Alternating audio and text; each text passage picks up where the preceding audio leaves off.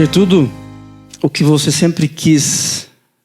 Ter tudo o que você sempre sonhou em ter. Quem de nós nunca passou alguns minutos, algum tempo pensando em grandes sonhos, grandes realizações? De repente você ficou pensando, poxa, o que eu faria se eu ganhasse na Mega Sena? O que eu ia comprar?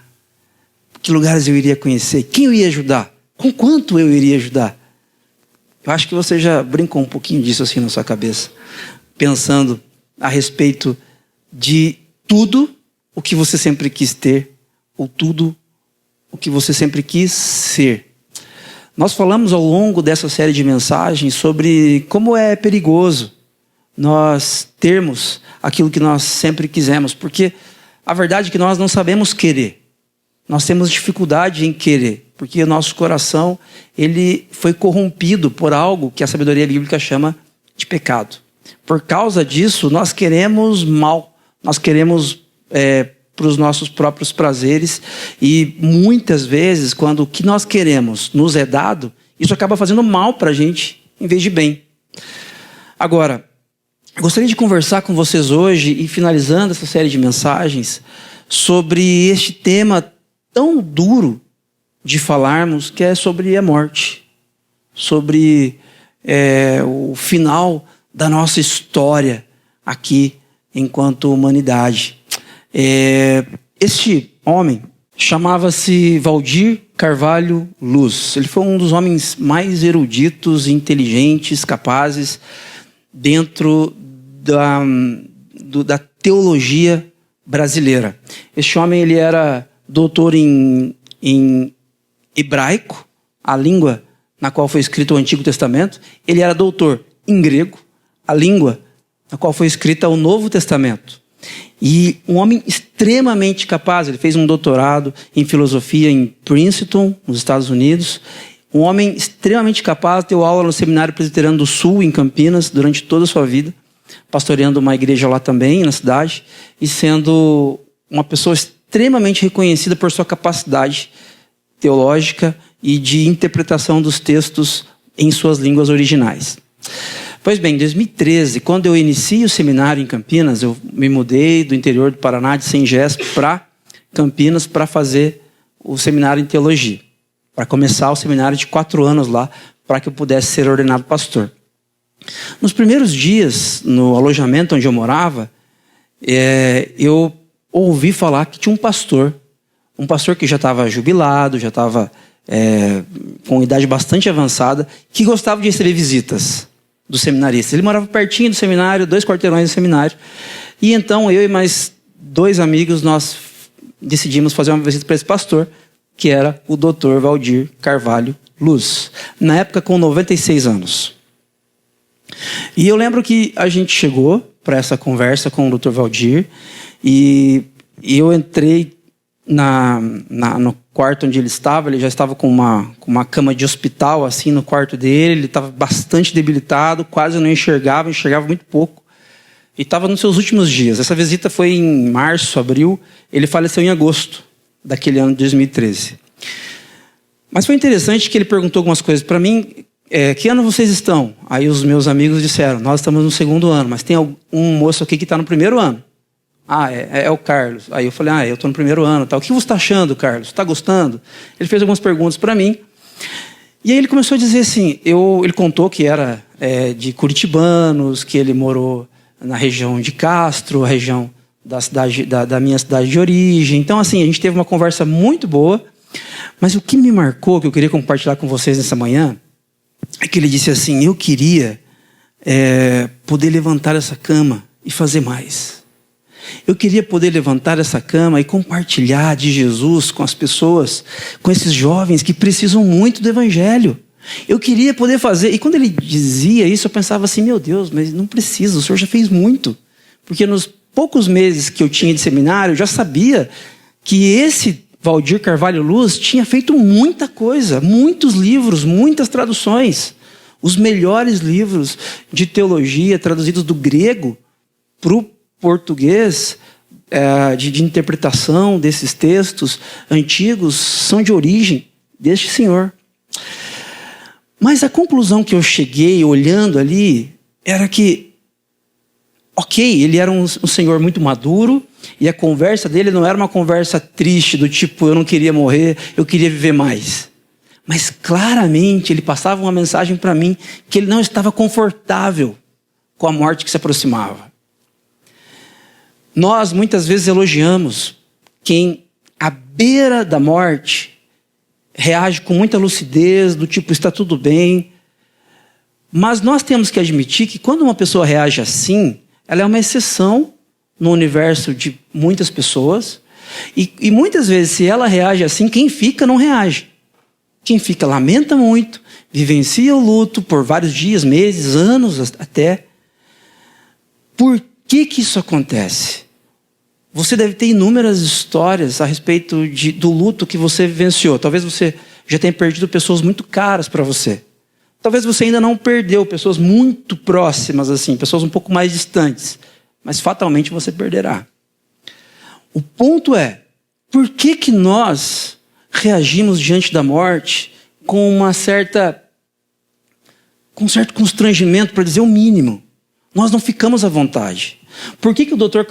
Valdir de Carvalho Luz, que conhecia a Bíblia muito bem, um homem extremamente piedoso, com uma vida íntegra, entregue a Deus, viveu uma vida de serviço à igreja, de serviço a Deus, por que este homem maduro, lúcido, discípulo de Jesus, à beira da morte, ele diz que eu não queria estar aqui, eu queria sair daqui, ele não está à vontade com as limitações. Por que isso acontece com ele, aconteceu com ele, por que isso acontece com as pessoas que nós conhecemos? O escritor irlandês C.S. Lewis, ele diz o seguinte em um de seus livros: não fomos feitos para a morte, mas para a vida. A morte é uma intrusa, uma desarmonia na sinfonia da existência. Gente, nós ficamos constrangidos, nós ficamos não à vontade quando estamos num ambiente de luto. É constrangedor, é estranho, é triste, é sofrido. Por que é assim? Porque a morte é uma intrusa. Não deveria ser assim. Não deveria ser assim. Não fomos feitos para a morte. O Dr. Valdir de Carvalho Luz estava ali um pouco constrangido de estar com aquelas limitações. Ele queria estar na nossa pele. Ele queria ter de novo 20 e poucos anos, 30 anos e começar tudo de novo. Ele queria de novo plantar as igrejas que ele plantou. Ele queria de novo traduzir os livros que ele traduziu. Ele queria de novo servir a Deus como ele serviu, porque ele foi feito para a vida. Ele não foi feito para a morte. Assim como nossos pais, assim como nossos avós, assim como eu, assim como você. Nós não fomos feitos para essa desarmonia. Só que a morte é essa intrusa. Mas por que a morte é essa intrusa? A sabedoria bíblica conta pra gente que Deus criou todas as coisas perfeitas. Deus criou todas as coisas em ordem, sem a morte como intrusa. E a Bíblia conta pra gente, em Gênesis 1 e 2, que Deus ele criou tudo isso, e ele olhou para toda essa sinfonia da existência, e essa sinfonia tinha um som harmonioso, tinha uma vista maravilhosa, tinha um cheiro fantástico, formidável, convidativo. Mas a própria sabedoria bíblica conta pra gente também, em Gênesis 3, que algo deu errado. E a Bíblia chama isso de pecado. O pecado entrou na história. E Paulo vai dizer lá em uma de suas cartas, no Novo Testamento, que o salário do pecado, a remuneração do pecado, a paga pelo pecado é a morte. O pecado faz com que a morte entre, essa intrusa entre na nossa história. O problema do caos, o problema da morte, tem a sua origem na desconexão do ser humano para com Deus. Agora, eu e você não fomos feitos para a morte. Nós temos um desejo, tudo que nós sempre quisemos é sermos imortais. Você foi feito para a vida. Esse sonho que parece utópico, eu não gostaria de morrer, eu queria viver para sempre. É meio infantil até essa conversa. Mas esse sonho existe no meu e no seu coração. Nós não fomos feitos para a morte. Por que que nós lidamos com a morte de uma forma tão estranha? Por exemplo, você fez uma faculdade de 5 anos. E você gostou muito, você se envolveu, você fez esse curso com excelência, você estudou muito, entregou os trabalhos, fez as provas, os trabalhos finais. E aí quando você termina esse ciclo, você está muito feliz, porque a faculdade, por melhor que ela tenha sido, é melhor que ela acabe, não é verdade? É bom que ela termine. Que ótimo, ninguém chega para você e fala, meu Deus, que tristeza, você se formou. Você se formou e agora? Como é que vai ser essa nova fase da sua vida? Que triste. Não, porque esse ciclo que se encerra, ele se encerra de uma maneira ok, saudável. Agora vamos iniciar um novo ciclo. Por que não é assim com a morte também?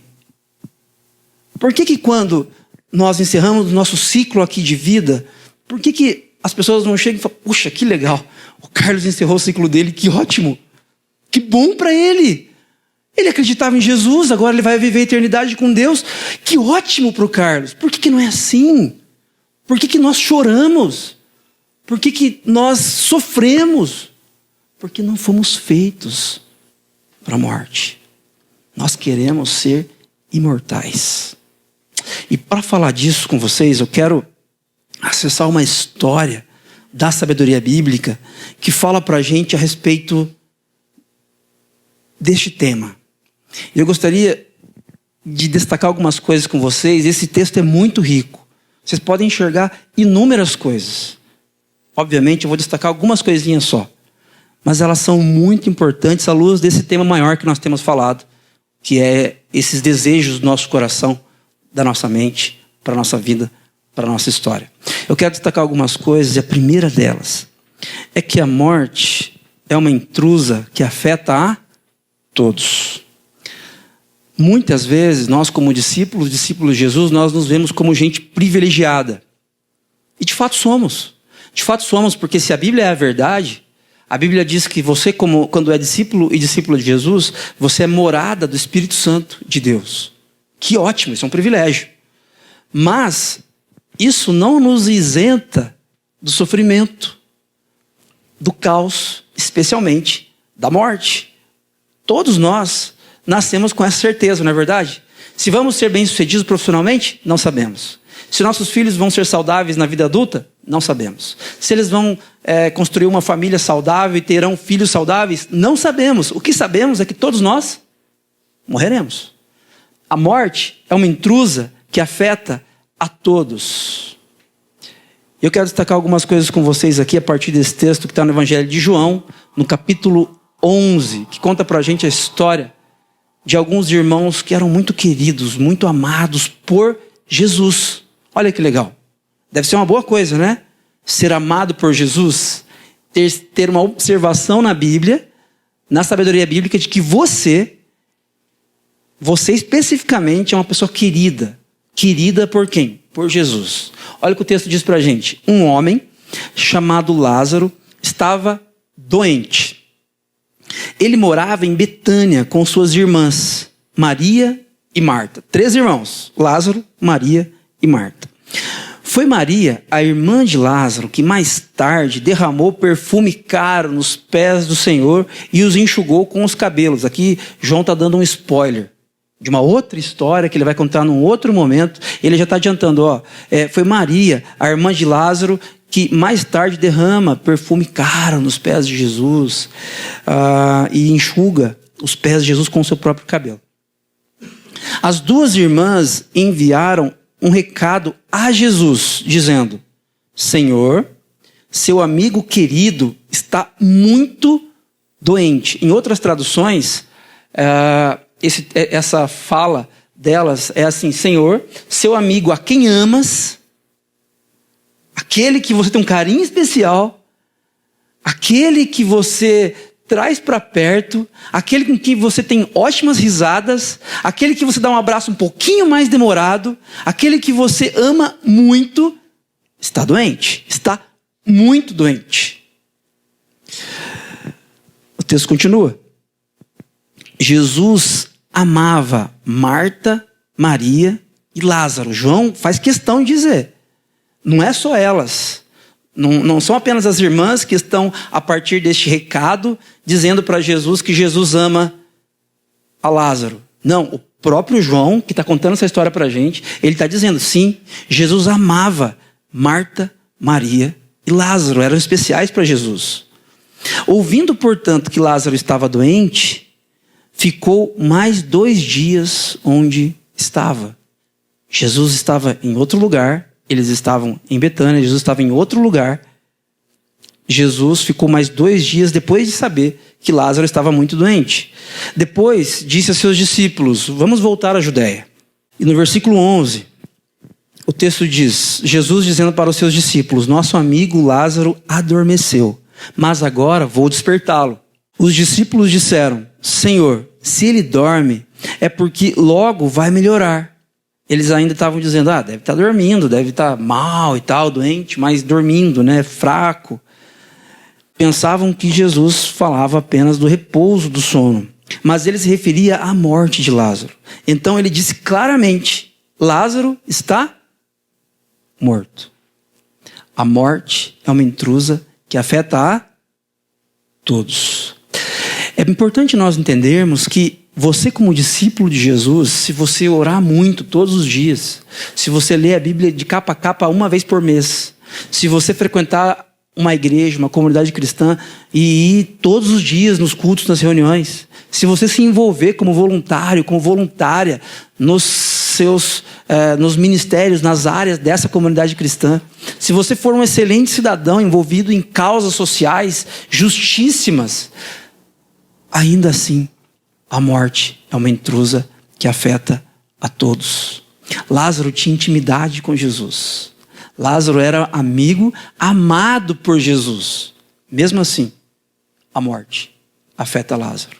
Muitas vezes nós achamos que a morte, e quando a gente fala em morte, é importante nós entendermos também que a morte, às vezes, ela acontece de forma eventual, de fato. Você deixa de viver, deixa de ter o sopro da vida e fecha os olhos para a história e abre para a eternidade num dia X. Mas também é importante dizermos que estamos morrendo diariamente nas nossas relações, quando nós enfrentamos um divórcio, nas nossas relações quando nós perdemos um filho para um vício, nas nossas relações quando estamos assistindo conflitos entre Rússia e Ucrânia, entre Israel e palestinos, e vemos mulheres, vemos crianças, independentemente da nacionalidade, sofrendo, morrendo, experimentando sofrimento. Essa é a morte que nos alcança enquanto humanidade. E muitas vezes nós pensamos assim, não, mas se eu for discípulo de Jesus, se eu for assim, o discípulo de Jesus até morre diferente. Eu já vi líderes falando isso. O discípulo de Jesus, aquele que serve a Deus, até a morte dele é diferente. Não, não é diferente. Porque a morte é uma intrusa que afeta a todos nós. A todos nós, porque alguém aqui pode dizer a mão e dizer que, erguer a mão e dizer que não é pecador? Todos nós somos falhos. Todos nós somos limitados. A morte é uma intrusa que afeta a todos. E ela ter afetado a Lázaro é uma informação importante para nós. Se ela afetou a Lázaro, a quem Jesus amava, se ela afeta Lázaro, com quem Jesus tinha uma boa intimidade, que nós sonhamos ter, na música que nós cantamos aqui agora há pouco, nós dissemos que o nosso sonho, a nossa vontade é chamar a Deus de Pai. Essa intimidade que nós queremos ter com Deus, Lázaro tinha com Jesus. Lázaro, de repente, tinha um apelido para Jesus. Lázaro sabia as brincadeiras de Jesus sem graça, sabe? Lázaro sabia e dava risada porque era amigo de Jesus muito próximo. E esse amigo de Jesus também experimenta a morte. Quando nós olhamos para essa informação, nós precisamos entender que a morte é essa intrusa que afeta a todos. Ela nos afeta também. Você talvez tenha perdido um ente querido seu de uma forma injusta, de uma forma assim, fora de ordem, vamos dizer assim. Porque quando você perde um avô, um bisavô, você consegue racionalizar, no sentido de, poxa, viveu bastante, viveu bem, fez isso, fez aquilo, chegou a hora. É triste, é luto do mesmo jeito, mas você racionaliza. Agora, quando você vê uma criança falecendo, quando você vê uma família inteira falecendo em um acidente de carro. Essas coisas, elas nos assustam de uma forma um pouco mais impactante. E quando isso acontece, nós pensamos assim, poxa, mas que injusto. Que injusto isso acontecer. Por que Deus permite acontecer isso?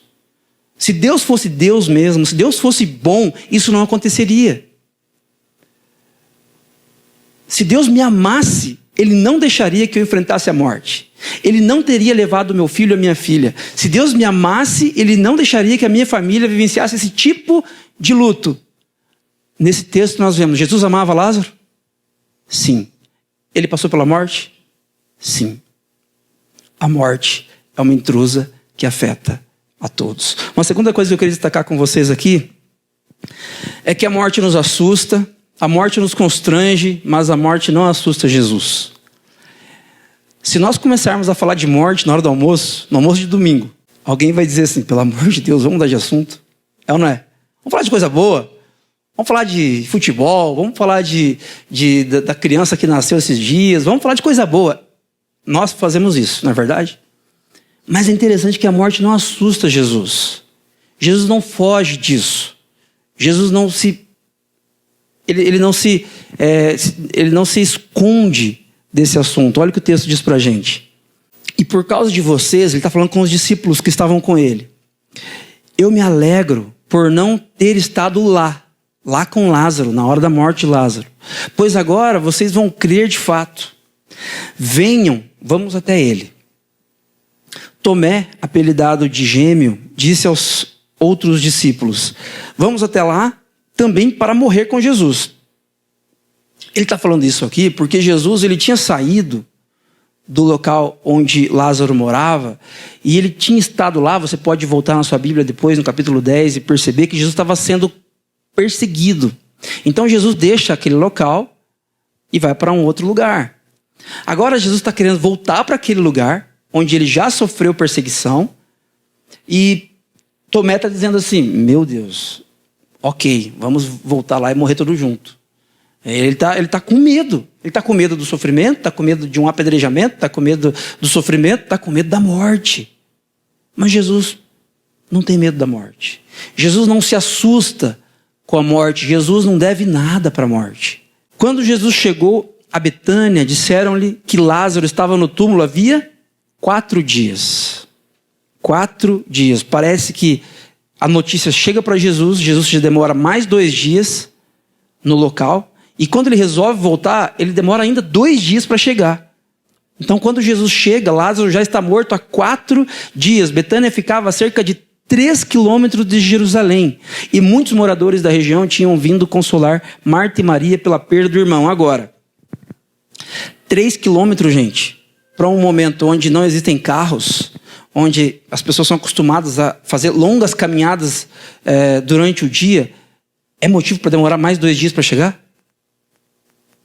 3 quilômetros não é nada. Para uma cultura que era acostumada a ter 30, 40 quilômetros de caminhada por dia para fazer uma grande viagem. Jesus, ele chega a Betânia, Lázaro já está morto há 4 dias, e Jesus deixou, quando ele decide ir para Betânia, ele demora ainda mais 2 dias. Jesus não tem medo da morte. Jesus sabe que ele tem poder sobre a morte. Eu quero dizer para você que se você tem medo da morte, tá tudo bem. Tá tudo bem. Às vezes, alguém ensina pra gente uma falsa espiritualidade do tipo assim, você não serve a Deus? Você não é discípulo de Jesus? Você não pode ter medo da morte? Afinal de contas, se você morrer, você vai se encontrar com Deus. Afinal de contas, se você fechar os olhos para a história e abrir para a eternidade, é tudo que você sempre quis, não é verdade? Mas é interessante que Tomé, um discípulo de Jesus, eu não quero que você olhe para Tomé e fale, ei, Tomé era um vacilão mesmo, né?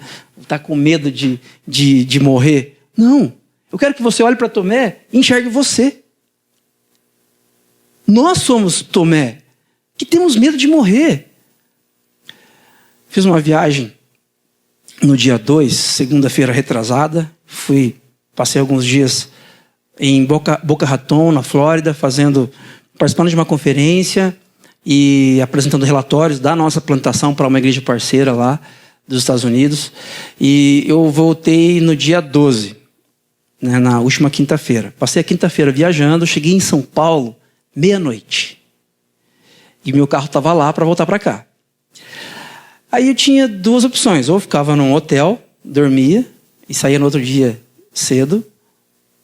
Ou, a menos recomendada, eu vinha dirigindo, chegando de viagem. O que eu fiz? Eu vim dirigindo. Meia-noite cheguei, umas 2 horas eu saí de São Paulo, até pegar a bagagem e tal. Eu vim dirigindo.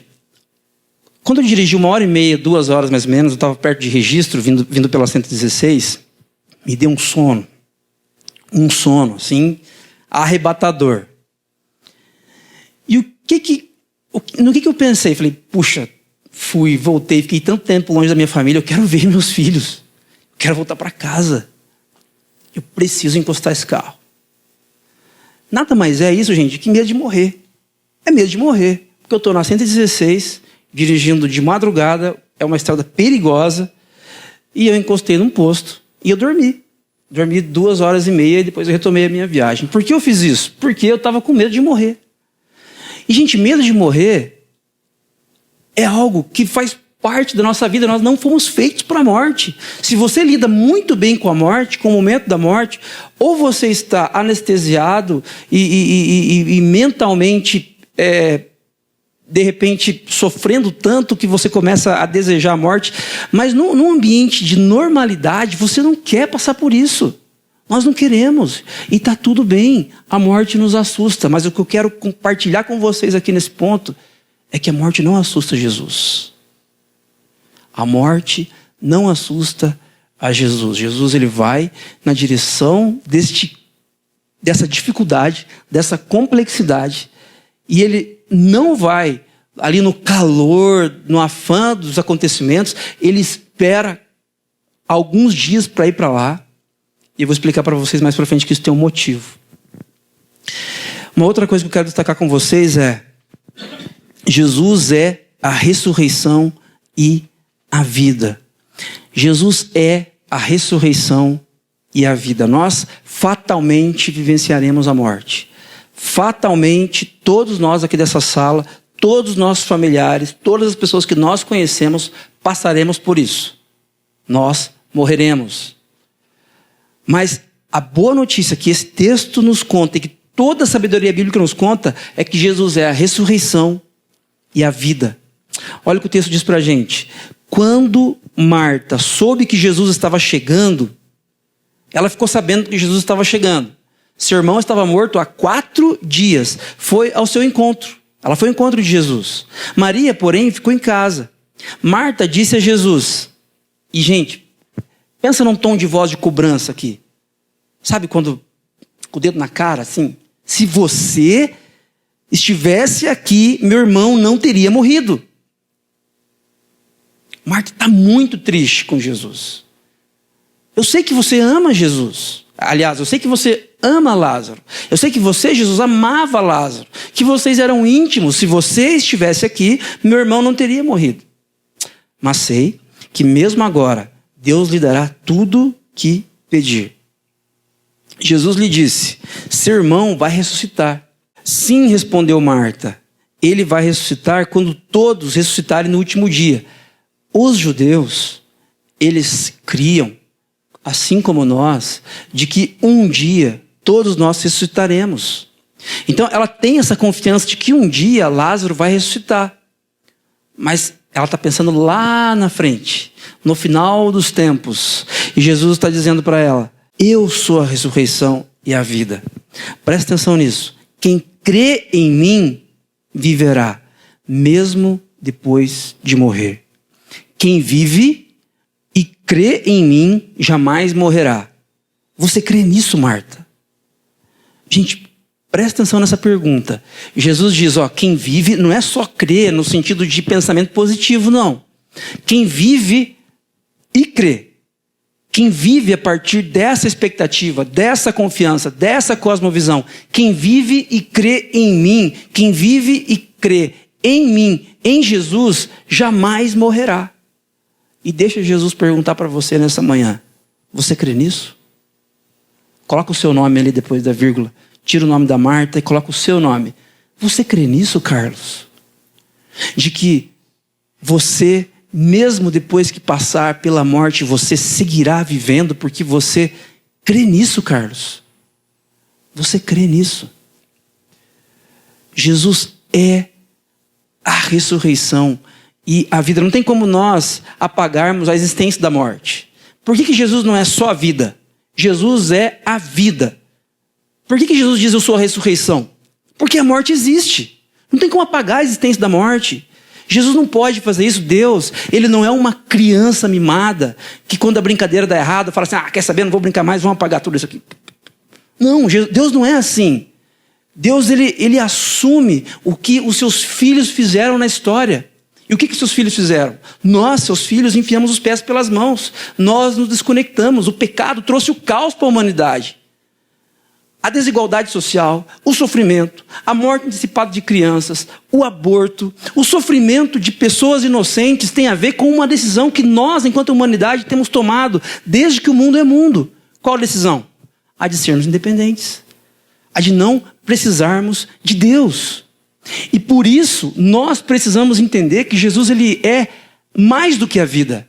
Ele é a ressurreição e a vida. Porque sem a ressurreição, nós continuamos mortos. Nós continuamos mortos. Jesus é a ressurreição e a vida. Sim, Senhor, respondeu ela. Eu creio que o Senhor é o Cristo, o Filho de Deus, aquele que veio ao mundo da parte de Deus. Olha que interessante. Marta tinha na sua mente que Jesus é o nome dele. Cristo não é o sobrenome de Jesus. Jesus ele não é tipo Jesus da Silva. E aí Cristo é o sobrenome de Jesus. Não. Cristo é uma expressão bíblica para dizer que Jesus é o ungido. A palavra Cristo no grego significa ungido. Em que sentido? Aquele que veio da parte de Deus. Havia uma promessa no Antigo Testamento de que um dia alguém da parte de Deus viria e solucionaria os nossos problemas com a morte. Esse desejo nosso de sermos imortais seria, enfim, realizado. Esse desejo nosso de não mais vivenciarmos o luto e do luto ser o ponto final da nossa história seria realizado. Por quê? Porque aquele que viria da parte de Deus transformaria em ordem todo o nosso caos. Marta sabe disso. Jesus é o Cristo. Ele é a ressurreição e a vida. Agora, uma quarta coisa que eu quero destacar com vocês. Ao se deparar com a morte, Jesus sente profunda indignação e angústia. Muitos discípulos e discípulas de Jesus, para mostrarem maturidade, assim, tá tudo bem. Quem morreu, tem uma pessoa aqui sendo velada, de repente a mãe, o pai, a esposa, um filho, e essa pessoa, para dizer que está bem, porque ela tem um relacionamento saudável com Jesus, ela diz, tá tudo bem, não, todo mundo morre mesmo, faz parte. Essa pessoa estava preparada, a gente tem que lidar com isso bem. Jesus não lida com isso bem. Jesus é o Filho de Deus, perfeito, sem pecado, e Jesus não lida com isso de forma natural. Não é interessante? Jesus não poderia dizer assim, não, está tudo bem, porque eu vou ressuscitar Lázaro. Eu também vou ser morto, vou ser crucificado e vou ressuscitar. Está tudo bem, eu venço a morte, eu não tenho medo da morte. Não, Jesus ele não se assusta com a morte de fato, mas ele sente profunda indignação e angústia diante da morte. Sabe por quê, amigos e amigas? Porque não era para ser assim. Não era para nós vivermos essa realidade do caos e da morte. Olha o que o texto diz. Em seguida, voltou para casa. Está falando de Marta. Marta deixa Jesus e volta para casa. Chamou Maria à parte e disse, o mestre está aqui e quer ver você. Maria, outra irmã, que ainda não tinha se encontrado com Jesus. Maria se levantou de imediato e foi até ele. Jesus tinha ficado fora do povoado, no lugar onde Marta havia se encontrado com ele. Quando as pessoas estavam na casa, viram Maria sair apressadamente. Imaginaram que ela ia ao túmulo de Lázaro chorar e a seguiram. Naquele tempo, haviam pessoas que ficavam chorando era uma profissão, chorar em um funeral. Então essas pessoas que estavam ali chorando, os lamentadores, elas seguem Maria para ver onde ela está indo. Eles passam a seguir a Maria. Assim que chegou ao lugar onde Jesus estava e o viu, caiu aos seus pés e disse: se o Senhor estivesse aqui, meu irmão não teria morrido. Gente, quantos de nós já não oramos assim para Deus? Poxa, Deus, se o Senhor tivesse intervido, a minha irmã, o meu pai, o meu avô, o meu filho não teria falecido. Se o Senhor estivesse mais perto. Quando Jesus viu Maria chorar, e o povo também sentiu profunda indignação e grande angústia. Essa palavra indignação aqui, ela significa uma revolta mesmo. Mas não é uma revolta no sentido de ódio, assim, querendo quebrar tudo. Não, é uma indignação com a injustiça. É uma indignação com o sofrimento alheio. É uma indignação que deve existir no nosso coração também quando a gente vê um ser humano feito à imagem e semelhança de Deus, sofrendo, vivendo num contexto de sub-humanidade. Jesus, ele fica indignado e ele diz: onde vocês o colocaram? Eles responderam: Senhor, vem e veja. E o texto diz que Jesus chorou. Esse é o único momento na Bíblia que é contado para a gente que Jesus chorou. Antes da morte, Jesus não chora. Jesus é homem. Jesus é forte. Jesus, pensando nas nossas expressões aqui que a gente brinca com criança, né? Jesus é macho. Corajoso. Jesus não tem medo da morte, não. Diante da morte, da crucificação, das dores que ele sabia que ia enfrentar no Getsêmani, ele transpira sangue. Mas ele levanta e quando Judas está vindo com os soldados romanos, ele diz: vamos, vamos, o traidor se aproxima. Jesus não tinha medo da morte. Mas o único momento onde Jesus chora é com o sofrimento do outro. É com o sofrimento de alguém, de pessoas que ele amava. Jesus chorou. As pessoas que estavam por perto disseram: vejam como ele o amava. Jesus sente indignação com a morte. Eu quero que você entenda uma coisa. Deus não trata a morte com naturalidade. Ah, mas vai ficar tudo bem porque nós ressuscitaremos, viveremos com Deus na eternidade, vai ser ótimo. Sim, mas não está tudo bem com a morte. Viver a morte não é o objetivo para o qual eu e você fomos feitos. Como C.S. Lewis disse no começo, a morte é uma intrusa. É uma intrusa. E Jesus sabe disso. Jesus sente profunda indignação e grande angústia. Quando você vive o luto e alguém chega para você e fala assim: tá tudo bem, também chega, né? Você já viveu o luto X dias, agora vamos viver. Você não pode ficar chorando o resto da vida. As pessoas não entendem você. As pessoas acham que de repente você é frágil emocionalmente. Mas Jesus, assim como você, diante da morte, sente profunda indignação e angústia. E uma última coisa que eu queria destacar com vocês é que Jesus tem toda autoridade sobre a morte. Ele não tem alguma autoridade. Ele tem toda a autoridade sobre a morte. Por quê? Antes de continuar com o texto, eu quero dar um pulinho lá em Daniel. O profeta Daniel no Antigo Testamento, um dos profetas do Antigo Testamento, no capítulo 7, verso 13, ele diz algo interessante que está no imaginário dessas pessoas que estão ouvindo essa história pela primeira vez. Daniel tem uma visão, e ele diz o seguinte, contando essa visão: em minha visão, naquela noite, vi alguém semelhante a um filho de homem. Por isso que no Novo Testamento, Jesus é chamado o tempo inteiro de filho de homem. Filho do homem, filho do homem. Por que filho do homem? Porque é a expressão que Daniel usa lá no Antigo Testamento. Para quem? O filho do homem vindo com as nuvens do céu. Ele se aproximou do ancião e foi conduzido à sua presença. Agora presta atenção nisso. Ele recebeu autoridade, honra e soberania, para que os povos de todas as raças, nações e línguas lhe obedecessem. O seu domínio é eterno não terá fim. O seu reino jamais será destruído. Nesse momento aqui no Evangelho de João, que a gente está olhando no capítulo 11, existiram várias festas já. Essa é a 5ª festa do Evangelho de João. E nessas festas anteriores, Jesus fez milagres em todas elas. Jesus transformou água em vinho. Jesus curou um monte de gente. Jesus fez um monte de coisa, mas existe uma pergunta final.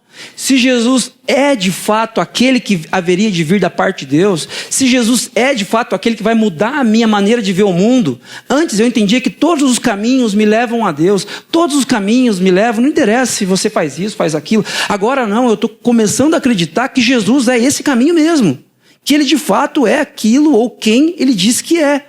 Mas para que isso seja verdade, ele tem que passar por uma prova final. Ele tem que vencer a morte, o maior nó da humanidade. E nesse texto aqui, Daniel está contando para a gente que aquele que haveria de vir da parte de Deus, esse filho de homem, ele receberia de Deus toda a autoridade, honra, soberania sobre todas as coisas. Olha o que o texto diz para a gente, voltando para João.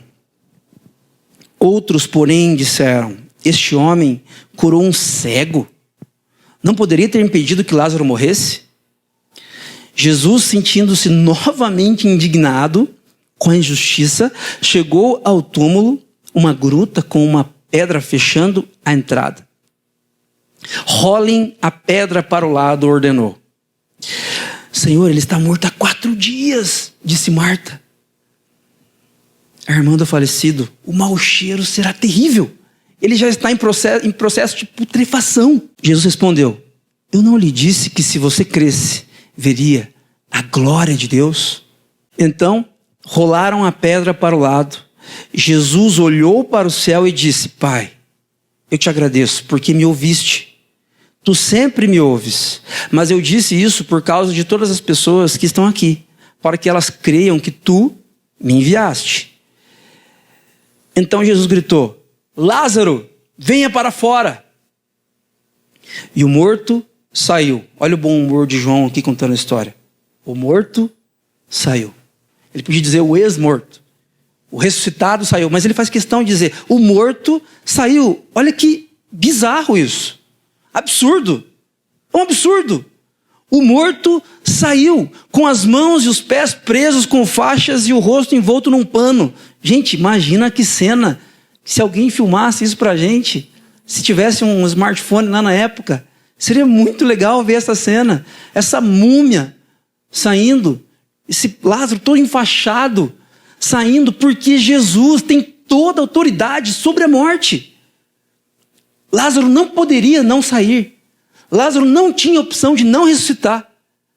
Lázaro não tinha opção de dizer: não, estou tudo bem aqui, Jesus, eu vou continuar morto. Ele não tinha essa opção, porque toda a autoridade foi dada para Jesus, o Filho do homem, aquele que tem poder sobre a morte. Jesus disse: desamarrem as faixas e deixem-no ir em paz, deixem-no viver. Irmãos, irmãs, nós estamos envelhecendo, um dia de cada vez. Vamos aproveitando a vida e a vida vai tirando um pouquinho de nós. Você tem uma ruguinha a mais do que no verão passado, do que há 10 anos, você tem umas marcas já no rosto, o cabelo começa, para os homens, começa a ficar ralo, tipo piscina, Tá cheio, mas dá para ver o fundo. É sofrido, é triste. O tempo vai passando, as marcas, elas nos lembram de que a nossa hora vai chegar. Mas o nosso sonho de ser imortal, ele é possível. Por quê? Porque Jesus não é uma ideia. Jesus não é um conceito. Jesus não é uma religião. Jesus é o Filho de Deus que tem poder sobre a morte. Tem toda a autoridade sobre a morte. Eu não sei como você chega aqui nessa manhã. A respeito desse assunto, eu não sei se você tem medo de morrer, se você pensa muito sobre isso. Se você tem medo de morrer, como eu disse a respeito de Tomé, está tudo bem. A morte realmente é um mistério. Nós não sabemos muito bem como é esse negócio. Está tudo bem ter medo da morte. Mas eu quero convidar você, nessa manhã, a se esconder nos méritos de Jesus. Aquele que tem poder sobre a morte para dizer: Carlos, venha para fora. Você não precisa ser refém da morte para sempre. Você não precisa viver essa vida miserável. Você pode viver uma vida diferente, porque eu convido você. E esse momento aqui na vida de Jesus é uma sombra pequena a respeito de algo muito maior que aconteceria depois. Depois desse incidente aqui, se você continuar lendo o Evangelho de João, capítulo 11, a partir do verso 45, Jesus, por causa disso aqui, ele vai ser perseguido e crucificado. Esse aqui é o arremate de João para dizer: depois disso o pessoal ia crucificar Jesus. Depois disso, Jesus ia ser crucificado. Jesus tem medo da morte? Não, está tudo bem, ele veio para isso. Se você hoje tem medo da morte, se você ainda não entendeu uma perda que você sofreu a respeito de alguém que você amou demais e ama ainda muito, Jesus tem todo o poder sobre a morte. Nós não somos reféns da morte. Diante disso, para nós concluirmos, eu quero convidar você a olhar de novo para uma citação do escritor irlandês C.S. Lewis. E eu quero fazer uma pergunta para você, e eu quero que você responda com honestidade, com integridade, com todo o seu coração e com toda a sua mente. Olha o que C.S. Lewis diz: ou Jesus era um mentiroso, ou Jesus era um louco, ou Jesus era quem ele realmente disse que era. Ou ele era um mentiroso, um safado, que estava atrás de holofotes, de likes, de dinheiro. Ou Jesus, ele era um demente, que vivia uma espécie de delírio de grandeza. Eu sou filho de Deus, eu quero fazer isso, eu quero fazer aquilo. Ou Jesus, de fato, era quem ele realmente disse que era. Ele disse que ele é a ressurreição e a vida. Eu sou a ressurreição, a vida. Aquele que crê em mim, aquele que vive em mim, ainda que morra, viverá. Eu quero lembrar vocês nessa manhã de que diante de Jesus nós não podemos ficar indiferentes. Você não pode dizer assim para Jesus: Jesus, eu não acredito que você é o Filho de Deus, mas eu gosto de você. Não dá. Ou você dá um tapa na cara de Jesus porque ele é um mentiroso, ou você ri de Jesus porque ele é um louco, ou de fato Jesus é a ressurreição e a vida. Não tem como ficar indiferente diante de Jesus. Eu não sei como você chega aqui nessa manhã, mas eu quero que nesse momento, enquanto nós vamos orar, você reflita a respeito de quem é Jesus para você. Jesus perguntou para Marta: você crê nisso, Marta? Você crê em mim, de que eu sou a ressurreição e a vida? E nessa manhã Jesus pergunta para mim e para você: você crê em mim de fato? Eu sou um mentiroso, eu sou um louco, ou eu realmente sou quem eu disse que eu sou? Quando nós somos abraçados por Jesus, quando nós vivemos em Jesus, a morte deixa de ser um ponto final na nossa história. Nós não temos mais... Nós podemos sim ter os medos, as incertezas a respeito da morte, mas nós temos a profunda convicção de que em Jesus, porque Jesus venceu a morte na vida de Lázaro, Lázaro morreu uma outra vez depois. Lázaro passou pela morte de novo depois. Mas Lázaro tinha um conhecimento experiencial de que tudo ia ficar bem. Como é que foi a vida de Lázaro depois? A Bíblia não conta pra gente muitos detalhes. Talvez para que nós imaginemos e respondamos com a nossa vida. Como é que seria a vida de alguém ressuscitado, que tivesse a chance de começar de novo? Não sei, diga você. Responda você. Porque nessa manhã Jesus chama você para fora. Talvez você esteja numa caverna lá, fechado, vivendo uma vida de morte. Jesus nessa manhã chama você pelo nome: venha para fora. Como é que vai ser essa história? Diga você. Responda você. Em vida, com a vida que Jesus nos dá. Uma vida de imortalidade. Aquele que crê em Jesus, ainda que morra, viverá. Diante dessa citação de C.S. Lewis, eu quero convidar você a fechar os seus olhos. Quero convidar você para orar comigo. E eu quero que você escolha uma dessas 3 portas para você entrar. Uma das portas diz que Jesus é um mentiroso.